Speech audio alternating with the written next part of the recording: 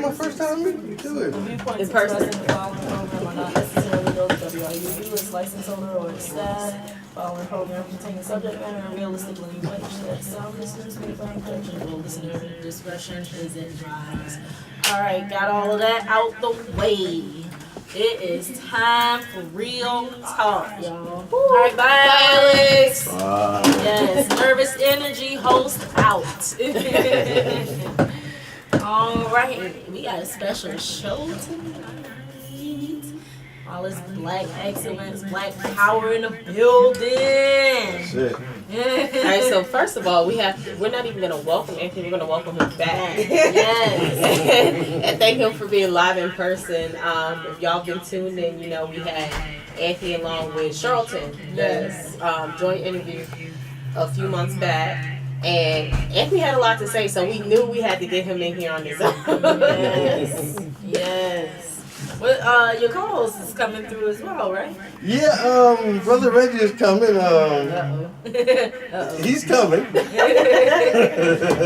he had to tie some things up at the studio. Okay. Y'all know we ain't got no studio, but you know. Hey, you gotta do what you gotta do. It works. So he's supposed to be here shortly. All right, cool beans. So, I mean, we're right here in the middle of a runoff. We're right here at the end of election week. How's everybody feeling? And we all voted in this room, correct? If not, exit. Okay, there we go. Absolutely, We're all absolutely. voters. But this is the thing. Now, if WRUU had a contest to see who was going to be the best talk show or radio show, right? Real talk. And Real Talk was on a panel to see who's going to be the best radio show for WRUU. We would automatically. I mean, wouldn't you win? If you can control the vote, Right. wouldn't you win? Exactly. I don't see how Brian Kemp stayed in office while he was running. You know what I mean? See, but that's how crooked Georgia is. You know, Georgia using Jim Crow modern day. You know what I mean? There's no way he should have been in office controlling votes. Well, I mean, it was going on all around the country. They were trying to find ways to suppress voters. They took the Native Americans' ability to vote, talking about they need addresses, and they know they don't have that. And they're the only rightful owners of the land. Right. You know what I mean? Christopher Columbus Right. came here to meet the Native Americans. Right. You know what I mean? It's amazing the tricks that they play. Then a school teacher found ballots in the back of the school in Florida. No. Because they didn't want Andrew Gillum in there. And I'm so upset that he conceded so early This in the guy, race. but he withdrew that though. He And they're did? doing a recount. Yeah, okay, They're perfect. doing a recount. They That have was way to. too close. Why is Florida always a subject to recounts? It's always the great state of Florida.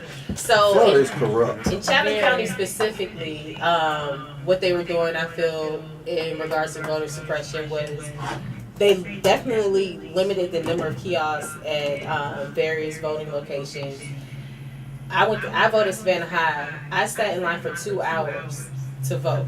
That's ridiculous. That is unacceptable. There were 2 ridiculous. kiosks. Yeah, after so many people complained about the one that was there. Oh my goodness. It was only one to start out with. That's And I what heard it was on the stage, right? Yeah. Yeah, so who put that together? You didn't think about the elderly community Not at all. voting on the stage? Not at all. And then speaking of the elderly, there were people who couldn't even stand up, standing in line, you know. Right. So we're pushing them to the front. Right. Then we had a lot of people having to cast a provisional paper ballots, and apparently there was an issue with those getting submitted as well, because today there was an alert that went out saying you have until 6 p.m. today to verify that you even did that ballot. So we've got all these votes that aren't counted. We got all the people that walked out of line because they had to wait so long. But check this out. If I was to put in an absentee ballot, means I can't be there pretty much. Absentee ballot. I would think that's all I would have to do as a citizen to vote. Now you want me to bring my ID to verify the absentee ballot that I put in, and you I accept already it. told you I couldn't be there. You know what I It's the mean? whole absentee ballot. I'm This whole absent. thing is in Georgia they just took the hood off. It's been like You know what I that mean? in the South for years. Yeah. For years. And we have to have the right people in place to change that. Yeah. So now Brian Kemp resigned. But now was the time for him to resign, I guess. I mean, you know, I done what I wanted to do. I done shifted the vote. Yeah, I can go now. I'm good. You know? That's exactly what happened, and it's unfortunate though. But you know what I am proud of? This was one of the biggest midterm elections that I've seen. And there was so much participation and so many people actually getting to understand what they were voting for. You know, this wasn't just about the president, but I did see a couple ignorant statements, but we just gonna skip over that. But everybody was so engaged, and that's what I'm so proud of. You know what? Number 45 energized voters again. You know what I mean? He did. And the people that backed them, the Buddy Carters, the Nixon Deals and everybody, they energized black voters to get out there and vote. Absolutely. You know what I mean? But I knew the problem would be white women. I knew it. I knew it. They voted for Brian Kemp overwhelmingly. Of course. You know what I mean? So what I'm saying is, it's people that are in your circle that's saying, Stacey Abrams. When they got in that booth, they voted for Brian Kemp. I wouldn't even say it's all white women either. No. I'm just saying. Yeah, It's black people too. Yeah, absolutely. But the overwhelming amount were white women. Statistically, white women voted for Trump. White women voted for Brian Kemp. You know what I mean? I'm not surprised. No, it's really ridiculous, and you know they don't take pedophilia seriously because that's something that they do. They don't take rape seriously because white men feel like they can overpower anybody. That's why they don't take rape seriously. You can rape someone and you can still get in a political position because that's a white man character trait. Now, don't get me wrong, I'm not against all white men, but that's a white man character trait. Mass murders, mass shooting is a white man character trait. I mean, look at Kavanaugh. Well, we're piggybacking off of the rape situation. Yeah. Why are we walking free? And also getting voted into. The Congress had to approve his appointment, and even after all those hearings, they still went on ahead and did it. Yeah. That's crazy, but you know what? That's a lesson to be learned because they always stick together. They do. You Why don't we? all that stuff they accused Kavanaugh of and the hearings that they had, you mean to tell me that he is the best candidate for superior to be a judge? You mean to tell me he's the best candidate? He had Trump backing him through his entire Yeah. trial. Then they do They friends. They do the same crazy crap together. Then they do an FBI investigation. They get an FBI 1 week to investigate. They don't talk to the doctor and they don't talk to Kavanaugh. What kind of investigation is that? They intentionally You know what I mean? did that because they've been flying FBI directors in and out of that bureau so fast. As soon as the word investigation come up, oh, you fired. That was a check the block. That's what that was. So, you know, when he get in there, we can say, we had an FBI investigation. Right. You know what I mean? And he's running it like a tyrant. So he's got everybody over there scared to do their job. That's why I knew the FBI wasn't going to do anything within a week. It was ridiculous. That's not even enough time. No. And then they really shunned her after that whole thing. They did. You know what I mean? She was a white, professional female. You know what I mean? But that showed you that you don't go against white men. You know what I mean? It was crazy. I mean, this goes back to what, late slavery, because white women were on the same level as African Americans. White men didn't respect the white women. You're supposed to be in our house cooking our dinner. You don't get rights. And you're right. I just put up a post about that. I it probably made some people uneasy, but black women need to stop joining all these white women feminist movements. Black women have been there with us when we were enslaved. They've been there with us doing civil rights, Reconstruction. Black women have always been by the black man's side. Black women had never had a feminist problem. It's the white females who have. But they pull black females in on their feminist issues, but they're not out there when little black babies are getting killed. That's the problem I got.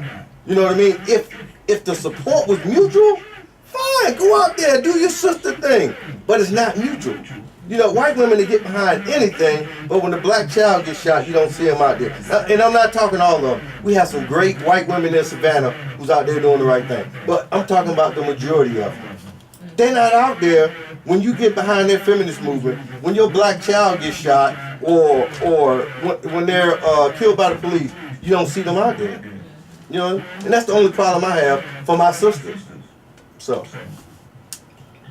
I don't even know if the support for each other isn't as strong. I see it stronger now in my own arena. I see it stronger, but that's because I strive to be around black women who support me. Mm-hmm. But that hasn't always been the case in past years. We were pitted against each other. It got so deep into color complexities. And what is it? Colorism. Thank you. Yes, shouts out to Stephanie. Because she can't shout out. You on the ball, Steph. But you know, black people have always been operating under divisive mechanisms. You know what I mean? Light skin versus dark skin. House Negro versus slave Negro. Rich versus poor. You know what I mean? We've always been operating to fight against each other. Mm-hmm. You know what I mean? Even to the day. Yep. Willie Lynch is real. The Willie Lynch syndrome is real. And we live in it to this day. Absolutely.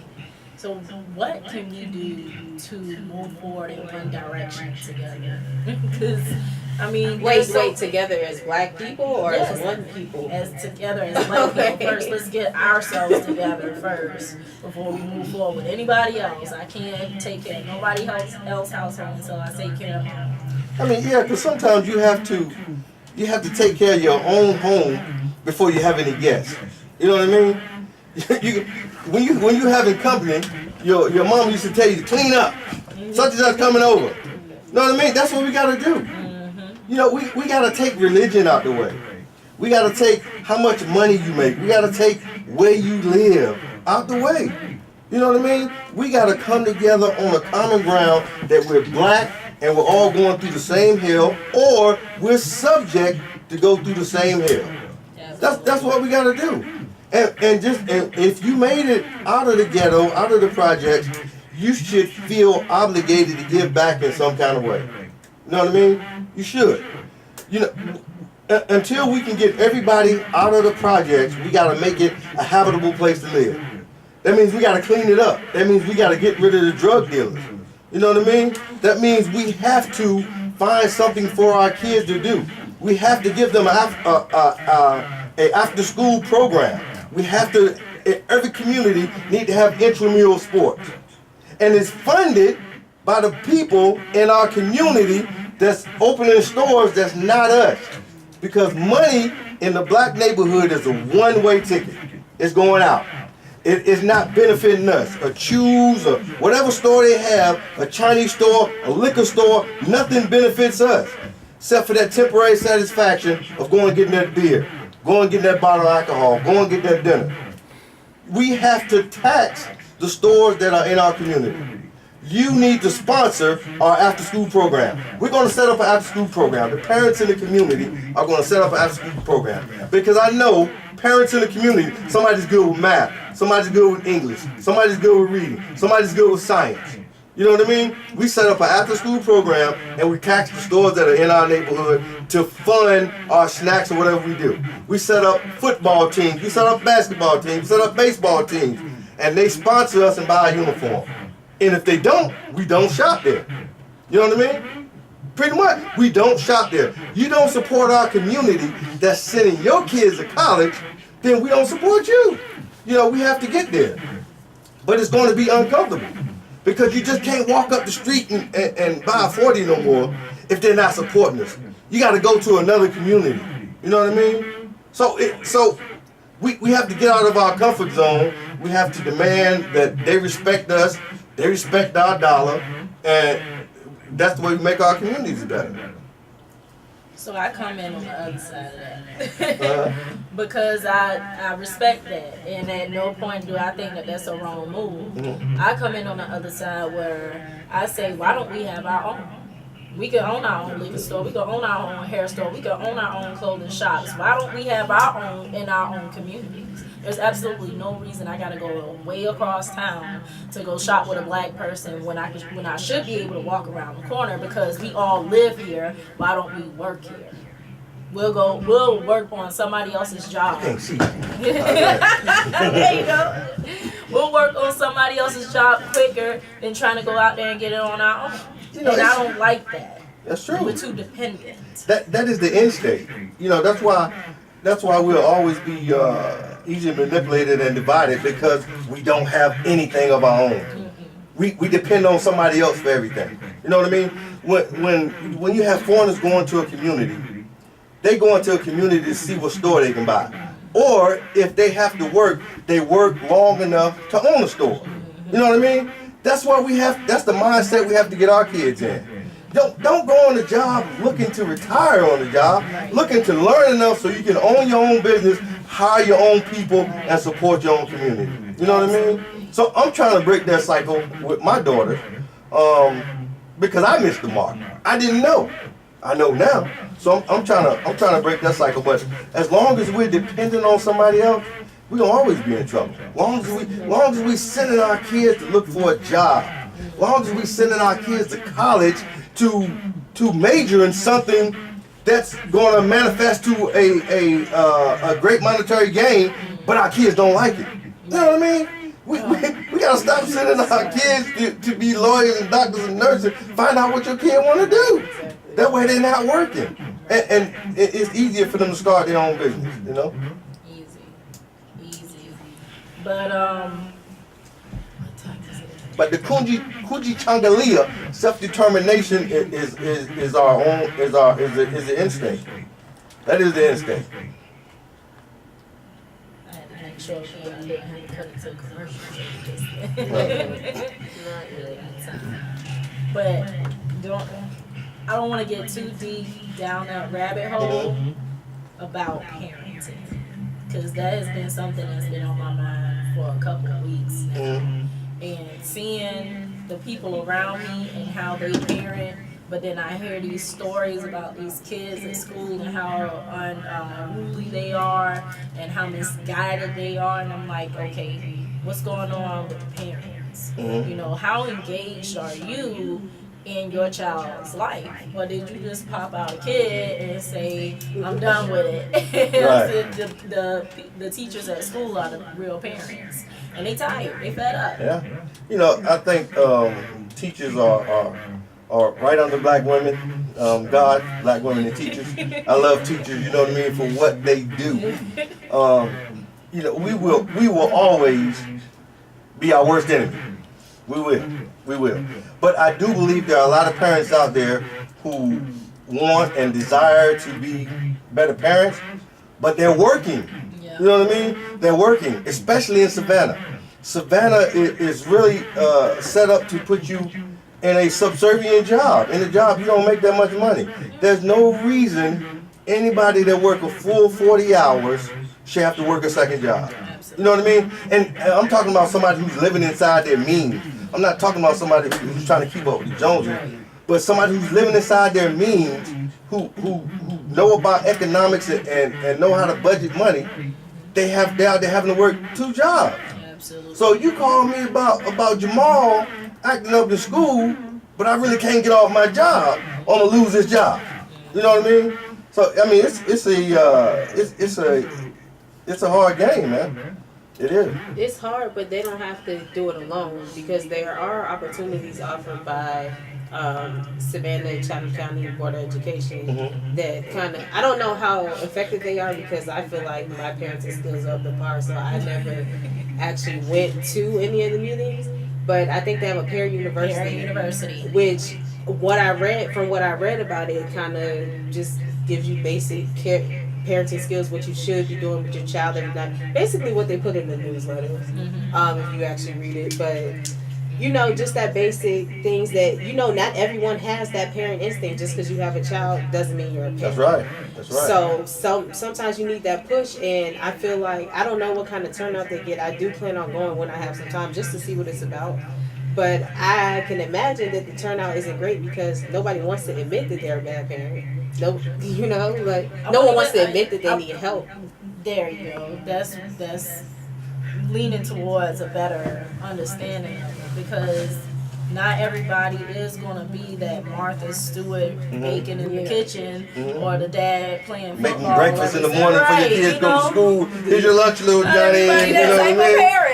I'm not. Definitely. Breakfast on the go, okay? Right. But you're gonna get fed. Right.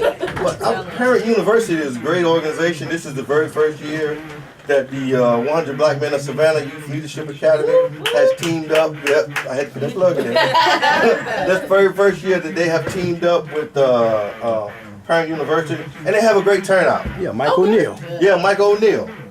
They have a great turnout, and they have a great program, man. They do. So what kind of things do they go over specifically? Because Parent University.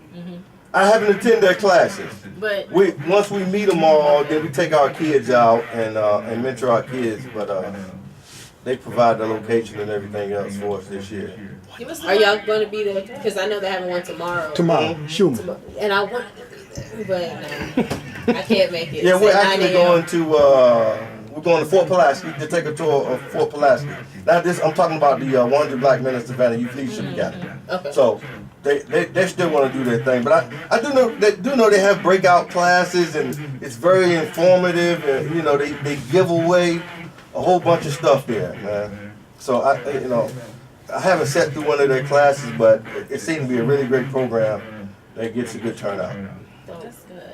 That's good. I feel like once we get back to parenting, and even if you're not in a two-parent household, you know, that just having that presence there in your child's life will make all the difference. Because you, as a parent, we do get so busy on the go, and thinking about the major things that need to occur, but we don't think about those soft skills that we need to embed in our children.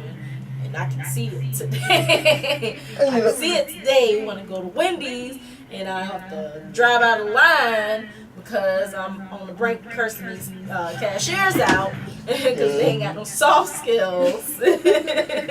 And also, what we're witnessing is right now live is the destruction of the black family.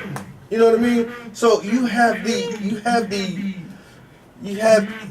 the black family base, which is the base of anything that we do as black people, is the black family at that dinner table, with their mom and their dad. You have that broken up, and that's been broken up for a very long time. You know, you got incarceration. You know, when you have someone that's incarcerated, or you have a single parent home, if you're not financially stable, then you have to get on public assistance. Then when you get on public assistance, they tell you who can and can't be in your house. They tell you where you can and where you cannot live. They tell you how much money you can make. This is all a divisive measure, for one, to keep that man out your house. For two, to keep you in the project. Because if you make too much money, we're going to cut you off. You can eat good as you want when we give you these food stamps. You can go anywhere and use the food stamp. They be in Bobo killing it. You can tell who on food stamps up in Bobo. Because we ain't buying that stuff they buy. But they do that as a part of control. You know what I mean? So you have the black mother struggling to raise all these kids pretty much by herself. And the environment in most of these projects and most of the hoods are not conducive for you to leave that kid all that time by themselves, like you have to leave them. You know what I mean?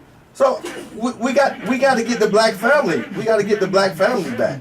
You know, we got to stop making it cool for black men to be gay. If you're gay, you're gay. Well, Obama helped make that acceptable. Yeah, but you know, I'm gonna stay off that. you can't reproduce. You cannot reproduce. We gotta. All right, we're gonna break. Okay. We're gonna break right here and pay some bills. You're listening to Real Talk on WRUU Savannah, Georgia, 107.5 FM, WRUU.org. We are Savannah Soundings, community radio with global soul. Amen. Thank you again for being here. Mama, I'm on the radio. Yes. So let's get back into it, because I do want you to tell the people a little bit more about what you do, especially with the 100 Black Men of Savannah. You can't talk about it and not be about it. You for sure are about it.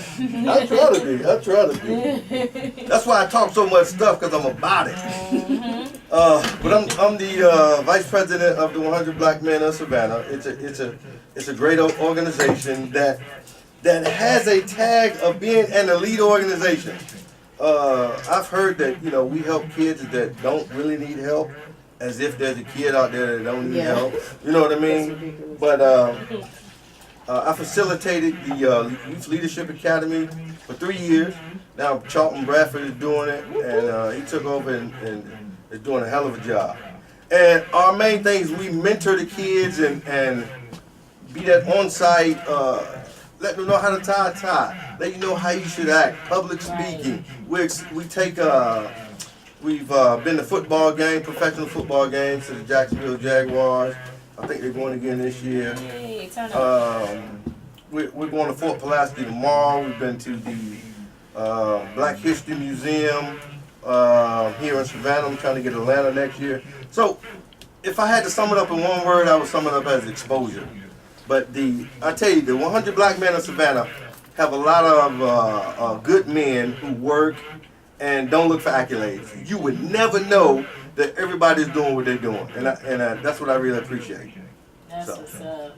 I like that exposure. I don't think enough of our kids get that now. Yep. Because we were talking about field trips at work. We're like, yeah, we used to do this, we used to do this, we used to do this, and I'm like, I don't know why they don't do that anymore. You know what? Just to piggyback off of that, I was really proud of Schumann Elementary today. Shout out to Schumann. Pre-K. They went to Savannah State STEM Academy today, and they did a little science. Like Trey came home with a whole little book bag filled with, they made slime. They did something with sound, had rice in a cup. He was able to explain it to me. So that means they're really hands-on. I love that. So they're trying to step it up a little bit. What happened with, we had Ty Whiteley on here.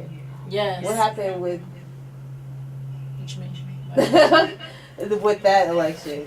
Oh, the school board president? Yeah. Who was that? Joe Buck. Jesus Buck freaking is, Christ. Back to being a school board president.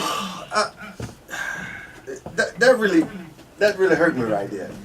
Taisha Whiteley was the best candidate to take care of Chatham County Public Schools. You know what I mean? I don't know Joe Buck. But what I do know is he's a little too old to be coming there talking about what's the next step. Right. You've had your best steps. Right. You know what I mean? Right. That's indicative of all the organizations in Savannah, man. You got old people at the helm thinking they're going to get pushed aside, and we do need you. We love you. We need you for guidance and advisors. You know what I mean? But let's get some new, fresh meat in there so we can keep up with the times and take it in a new direction. Right. You know what I mean? So I was really doggone hurt when she didn't win and Joe Buck got in there. You know what I mean? Savannah's 55% black. 55% black. Yep. And most of our elected officials are white. How does that happen? Because we don't feel How does that empowered. happen? And we're not keeping ourselves informed. Empowerment is a big part. We feel like, because so many people are out here talking about our votes don't count, that it discourages people. So it's discouraging to those who may want to step up. Oh, well, it doesn't count anyway, so why would I know? It matters. It matters locally. Electoral college may have the final say over president, but what we do locally is up to us. Local, I've lost all kind of faith in the national with the president. But local is where it's at. You know what I mean? Yeah. We have to get energized with local politics. So for so long, black people have shied away from politics. we raising rappers, we raising lawyers and everybody else but a politician. You know what I mean? We're not energized because we don't have anybody who feel like we speak for us. But we have to change that. You know what I mean? We have to stop being victims of the decision and start sitting at the table making the doggone decision. Right. You know what I mean? Like if somebody in your neighborhood is doing the right thing and you know they're serving that position, motivate them to serve, motivate them to run. You know what I mean? And support them. And let them get that position. That way your community will have a voice at the table that you know stand for you. Because too many times you get politicians that run, they come in front of the black church or they this and that, and that's the only time you see them. That's the only time you see them. Yeah. And we fall for it every single time. We do. Well, that goes back to that whole saying that we don't support our own people. We still look at white man as a god. That's true. We look at white man as a god, and it's crazy to me that we would even think that, because if we call ourselves Christians, which a lot of us do, and you just read a few lines out of the Bible, they give some characteristics of some major people in there, and they are black. Black. Most black churches only motivate you to come back to church next Sunday. That's it. They don't motivate you to get out in the community and help anybody else. I don't know. You know, what they want changed. you. They like a used car salesman. When you leave here, I want you feeling good, so you can come on back next Sunday. And it's not all black churches. You know, I know some great pastors, and I'll never down religion, because if it wasn't for religion, I know some people that are out there and they'll be killers. You know what I mean? But religion changed their mindset. But I'm saying, don't make it make you a slave. Right. You know, like when the Charleston 9 happened. Right. Before you could grieve, you got these Negroes on TV. We forgive them. Exactly. What? Exactly. No, you don't. It's okay to get upset. That separation of church and state. Right. But Dick Gregory said it best. We have to stop seeing white as the norm for everything. Yep. Anything non-white has a label. Why do we have black history is history? You know? So until we have that level of respect for ourselves, that's it. That's right. Absolutely. We don't see ourselves as normal. We don't see ourselves as gods. We getting deep. Yep. We deep. Yeah. We deep. Yeah, you know, I like to listen to motivational speeches and stuff like that. But I heard one guy say, a lion is the king of the jungle. He's not the biggest or the baddest animal of the jungle, right? But when a lion sees an elephant, he only thinks of one thing. He doesn't think of how big that elephant is. He doesn't think about how much that elephant weighs. He only think of one thing. Lunch. Right, that's it. When a lion sees an elephant, he doesn't know to think any other way but lunch. And when that elephant sees that lion, he thinks, I'm going to be lunch. Right. You know what I mean? It's all about the mindset. And that's what we got to get our kids to be that lion. You know, take all them other things out the way. Take all the other fears out the way and see lunch. You know what I mean? That's what we got to do. But in order for us to pass that on to our kids, we have to be proud of ourselves and who we are. Absolutely. You know, you run around here scared, you're going to put that fear in your child. Yes. And that's what we have. We are That's so what we have. fearful of Get yourself out the way, man.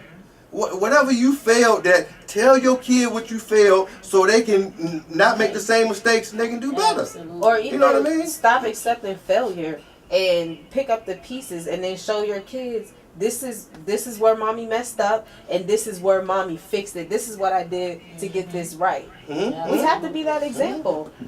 We live in so much fear. It's frightening to see, because that's what keeps us so subservient. Yeah. You know, as long as we stay in our place and don't get too far. Don't make no waves now. Right. You know, you messing up what little we got. Right. You know what I mean? You ain't got nothing. That's the slave mentality that still exists in Yeah. Really You ain't does. got nothing if you look ain't around. got nothing. You mean to tell I'm supposed to stay like this to keep what I got, and it's nothing? Right. Nah, I'm just gonna make some waves. I think I can do better than this. Exactly. And then even going back to what you said about the public housing, you know, we're getting all this stuff, so now we're comfortable. Like I used to work with girls. Oh, I have to not work that day because I can't work this many hours or I won't get this. Well, why not? Let's work more hours and get more. You know, like why are we so comfortable here? Why don't you want to be here? Because you never had anyone show you what there was or what it felt like. Exactly. Like I have a friend who says he know of a family in New York who lived in the same apartment for about 6 generations. Wow. The same apartment. Wow. The same exact apartment. I think he might be talking about. You know what I mean? The kids grew up. They parents. They kids grew up. You know when do you want to break the cycle? We got to break the cycle. You know what I mean? And you can't do that by doing what you used to do. You can't do it. You know? You got to see what was done and figure out what needs to be done to improve upon it. We're always improving, not trying to stay in the same lane. But you got to be a walking example. I think our kids, going back to the exposure piece, they don't see enough exposure. You know, sometimes it's just kind of too late for the parents, but when you can expose those kids to new ideals, like I think that's why most of us turned out the way we did, because we were exposed to so many things. Like we went out of town, like past Atlanta, past Jacksonville. You know, we actually went to do things and to see things. So we try to instill that in our kids, and a lot more kids need to be able to see that, because otherwise they're going to be stuck here. We are like a bubble in Savannah, and because everybody else glorifies this city, we think that we're taking it for granted. Oh, you know, Savannah's beautiful. I hear that everywhere I go. Savannah's beautiful. It's nice to visit. Yeah, you know. But when you get down to the nitty gritty of it, who makes Savannah beautiful? Who's out there picking up that trash at 4 o'clock in the morning? Who's out there making those beds at 10 to 12 hours a day? Who's out there at the fast food restaurants and all those? Who's in those kitchens in those fancy restaurants downtown? The Negroes. Okay. You know what I mean? So don't overlook that. You know. I didn't. When I was coming up, I didn't go anywhere for the summer. You know, I played with everybody who was out there. If you ain't live in my neighborhood, I ain't see you till you came back to school. You know what I mean? But I joined the military. I did 22 years in the military, and my family. Oh, thank you. I got to travel a lot with my family, and I was able to show my daughters different things by that. You know what I mean? But you have to leave where you live for at least a couple of years. You know what I mean? Go out on the limb. That's why I like college. You know, I think it's a dream bought and sold. But college takes you away from home, and it causes you to live on your own and research. You know what I mean? You don't know how independent you are until you are on your own. Till you meet some people not from Savannah, not from your city. You know, and see how they do it. Learn some different things. So I think everybody should leave their city for a couple of years. Absolutely. Get that exposure. You know, not saying don't come back. I'm not saying that, but see how somebody else do it. Right. But just you know what I explore. mean? Yeah. Because every black male we've had on this show, you know, that's had any affiliation with the military, and it is a lot of y'all. Salute to y'all. I know. You can tell from the lines on Veterans Day. But everyone, and Charlton mentioned this as well, that, you know, that's one of the greatest experiences of his life. That's what made him want more, is having that opportunity for exploration. Absolutely. Just being able to get out and see how everything's done. Now I want this. Now I want, you know? So it's important. And what you all are doing is important. Having those trips support. Without y'all, who knows? They may never have gotten the opportunity to go there, because even John was saying that was one of the main field trips y'all used to take back. Oh man, we went to Orlando. And then we went to Orlando with the band. But the 8th grade took a trip to Virginia, And we Where'd y'all go? we went to what was it? Where they had like some old Renaissance. Ooh, now listen. Hey, we come to Real Talk as we like church. You come as you are. That's it. It's rough in here. But it was some like colonial village or something. We had like peanut soup. It might have been. But we were there for like 2 days. I was like, oh, this is so dope because we are like 8 hours away from Savannah. It's like you did something. Right. I've been somewhere, Right. mama. Along with all the other shenanigans as 8th graders. So I'm from Virginia. We used to always go to Williamsburg and That's where Jamestown. we went. Yes. Yes. Yeah. What part of Virginia you from, Anthony? P-Town, Portsmouth, Hampton Road. Okay, we're soul siblings. I was gonna say soul brothers. We're not both dudes. I hope But no, I used to. not. In today's society, I hope not. You gotta pull baby pictures You know what I now. I used to live in Woodbridge. Okay. So, yeah. Yeah. That's little Northern Virginia. I got family in Woodbridge. Okay. That's what's up. Yeah. So I felt the vibe. And so we've been having a lot of DMV folks on the air. A lot of DMV migrating to Savannah. Are you a Redskins fan? You know it. Okay, there we go. I haven't watched it. Oh yeah, we don't watch. Look, But- I follow the wins. Serious, Yeah. I follow the wins. I wish you would have seen that eye roll just now. So serious. Yeah. I grew up being a Redskins fan. You get along with Jamie real well. Oh my That's God. her mom. She got a whole room dedicated to That was Reds. It's actually my old room. It's now painted burgundy and gold. It's the game room is dedicated to Obama and the Redskins. Yeah. I love her already. Shout out to my mom. Yes.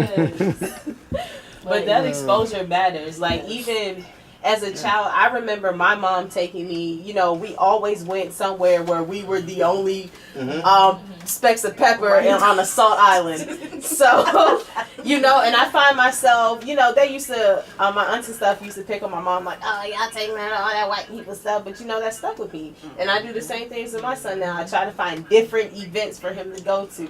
And you do. You can't be scared to be the only black family, black person, black child there. Hey, You know, we you need learn different something. exposure. You know, we gotta Why? get outside the box. Why is it just for them? Right. Right. Why I can't enjoy that too? Mhm. And it's crazy because, you know, she does it and I do it with my kids too. We'll just take them different places. I like to take them to the museums on the weekends. And every time we go to the museum, there's always like some sort of tour where they're talking about black history and it's always primarily white groups. I'm like, they know more about our history than we do. I mean, Well, look they at the hear- quotes. We're here to They quote hear quotes more and about history. history probably than Yes. I do. Yes. It goes, That's true. You know. And it's They don't- insane. That's insane to me. When we went to the Railroad Museum that day I told you about, they were talking about the Haitian contribution to the American Revolutionary War. Even though they lost a lot of soldiers that day, they said had it not been for them holding up that line, we would have lost a lot more troops that day, and we would have lost a major battle in the American Revolutionary War. That's true. And it was that battle that empowered them to go start their Haitian Revolution. You know, there's a reason you got to do some work to learn about black history. You know what I mean? They're not going to outright teach you that because they don't want you to feel proud of yourself. They don't want you to look at where you come from. And when you say, you know, our ancestors were slaves, our ancestors were this, they made that a dismissive statement now. So our young folks don't even want to hear it. You know what I mean? But that's who we are. That's where we came from.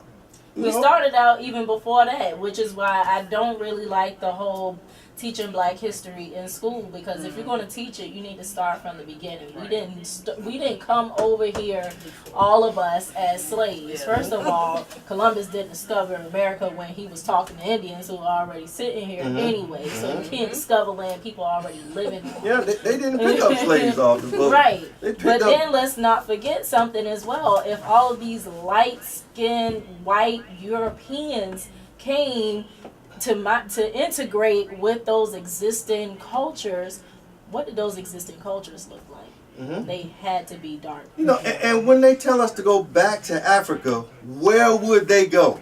You know what I mean? Where would white people go? The ones that tell us to go back to Africa. Because that's why they came up with white and black. What's the origin of a white person? You can tell the origin of an Italian. You can tell the origin of a Chinese, of an African. What is the origin of a white person? There's no origin. Yeah. That's why they call themselves white and call us black.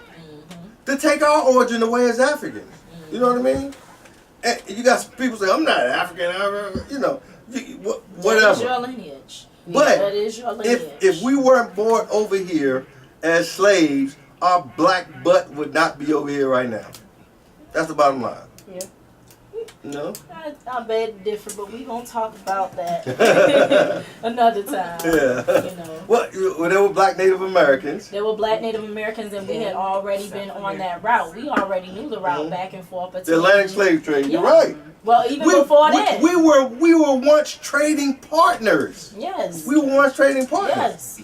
We knew those routes back and forth between what they now consider America and Africa. We had mastered those routes way before then. They just happened to come in and be like, oh, we found a new trade route. Like, no, you didn't. You copied ours. Which is how they even got back and forth, because of course you had the ones working with them believing that they were doing something positive for themselves. But they brought 5 black sailors and sailors, not slaves, to the U.S. Because we weren't enslaved at first. We weren't. Then you had the white people, the Jew people, and everybody dying off during the winter months and stuff like that. Yeah. But they start working those black people. They work all year round. And they say, hey, we are genetically stronger. We gotta go get some more black people. That's so the not Queen a lie. of England, we are genetically stronger. Yeah. If you look at our genes, we are built to withstand more. Yeah. And even after slavery, we became even stronger.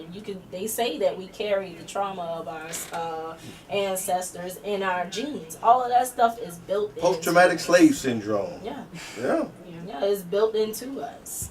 So they can't say, well, we're this and that and the third, but we've been manipulated for so long. We're lost. We have been. We're still under like you said, we're still under the Willie Lynch syndrome, and that's just, you control the mind, you control the race. That's what it is. Our minds are still controlled. That's it. Because most of us don't want to know more, because if you know more, that means you can't sit back and say, "Oh, I didn't know, so I get to ignore this." Then. Exactly. No, ignorance is bliss. Thanks again, Stephanie. Stephanie on the road. But absolutely, I actually read somewhere that not somewhere. It was another Dick Gregory reading, because I'm obsessed with Dick Gregory, and I'm very upset that I never got to see him live in person. But he said originally, of course, there were white slaves, but they would run away, and of course, they blend in with other white people. So when they discovered the Indians and they discovered the Africans, they're like, oh my gosh, we can pick them out of a crowd. So let's make them our slaves. And that's really how they started bringing us over. Sorry, it's my favorite. Because they were able to pick us out of a crowd, we would run away.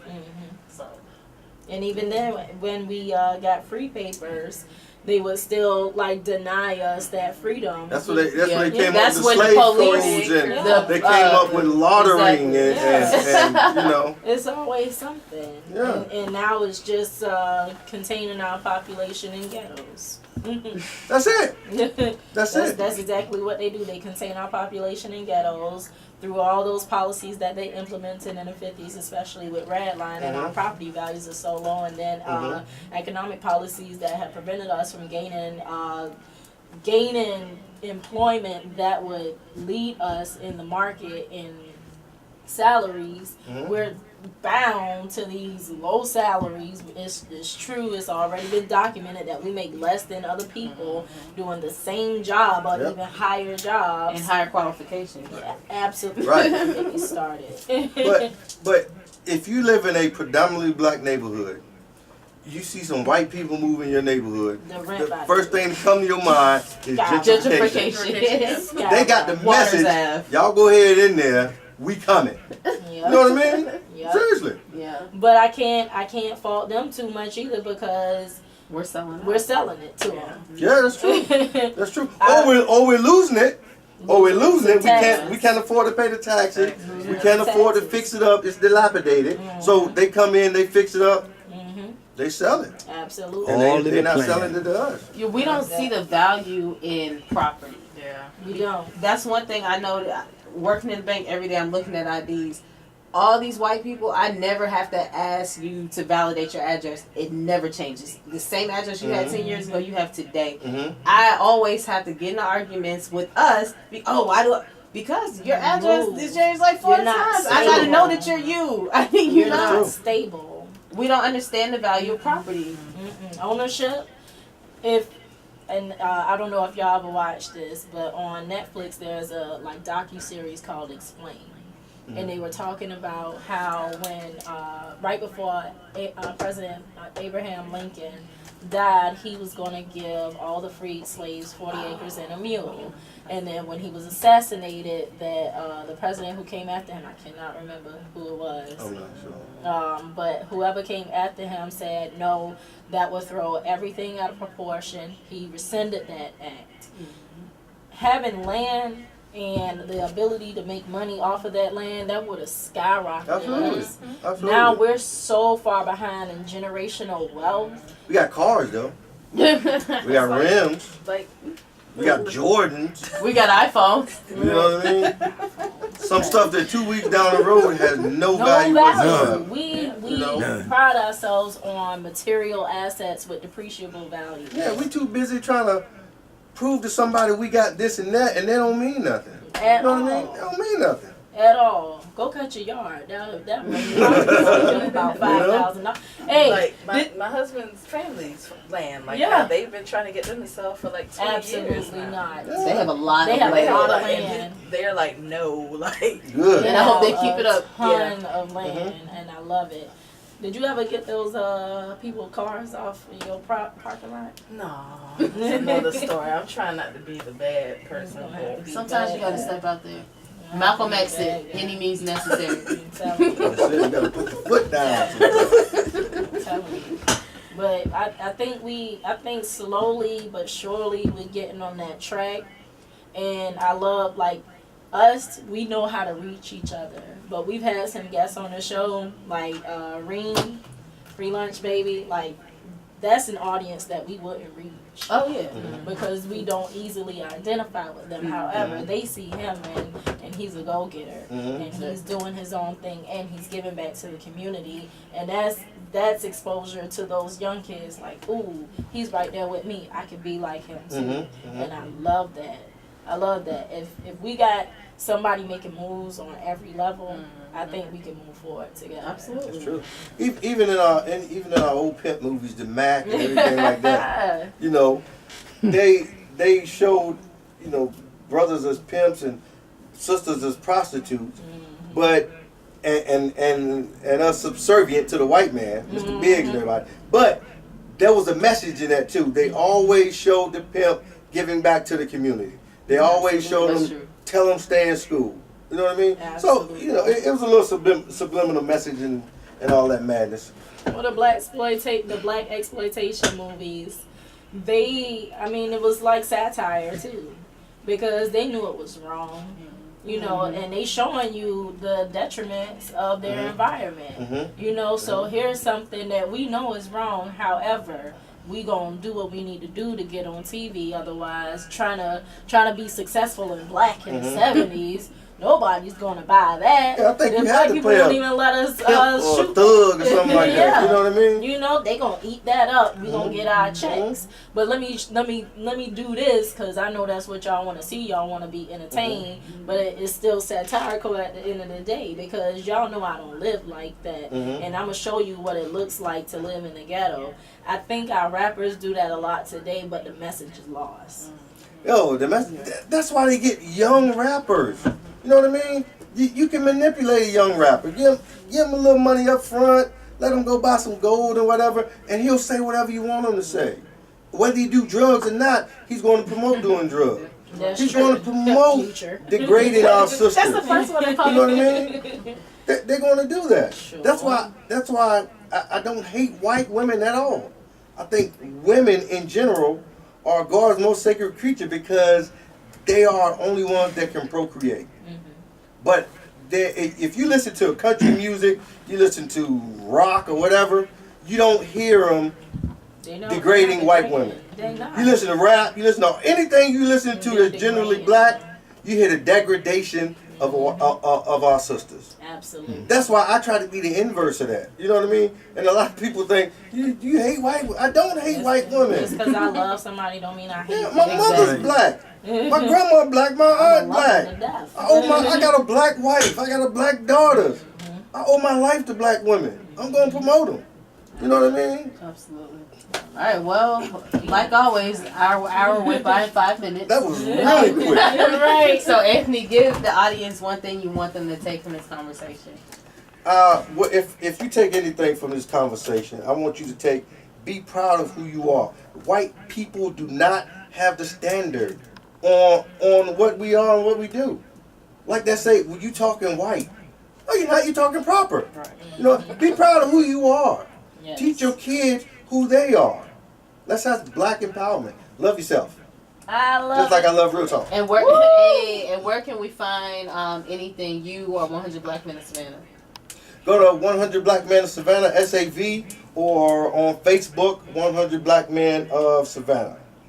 And if you have a desire to be a mentor and you can pass a background check, we can use you. Or if you want to get your kid involved, visit the website and send us an email or contact me directly on Facebook and we'll get you set up. Hey. All right. You gonna wrap it up or you want me to wrap it up? I guess so we can wrap it up in a normal speed. You're listening Fast, to fast. Real Talk with WRUU LP, Savannah, Georgia, 107.5 FM, WRUU.org.